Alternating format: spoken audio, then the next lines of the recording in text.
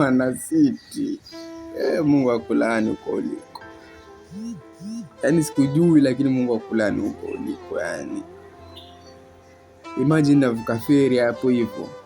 Ndio kwenye feri Jambo na kiti hivi tika juu. Kuna mshikaji mchizi mkubwa fulani pandikizi la mtu, hao watu wa kubeba mizigo ya kutoka Kongowea sijui Marikiti kuvuka feri kwenda Likoni. Jamaa na kiti naye nasikia jamaa kambi ya mafua.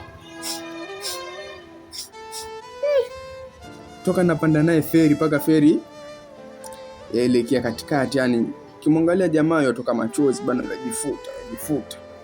Kwani jamaa itakuwa mfanya nini? Nasema hata acha nkabe. Mtoto wa kiume hawezi kulia hivi, labda kuna sababu. Feri ikafika paka mwisho kuvuka, jamaa kaelekea upande wa Mangina kule. Nikamfuata nyuma. Maana mimi yangu nilikuwa namgundua kama yualia yule jamaa.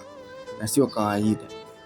Nikamfuata akafika pale, kuna kibanda kama cha polisi hivi hapo Mangina Lighthouse. Hapo mbele kuna kama kibalcony hivi watu wakitiketi. Jamaa kiti pale hivi. Tuangalia maji. Mwana City mimi wanifanyia hivi Mwana City. Si unajua kuna mtu ambaye yamuona, kuna mtu ambaye yamsikia pia. Mwana City mimi wakuchanga pesa zangu mimi mwezi mzima, mimi nahangaika na mkokoteni na beba sijui nini tena mkokoteni wenyewe si wangu wa kupewa squad. Mwana City mimi nakupa pesa, mimi pesa zangu enda. Mwana City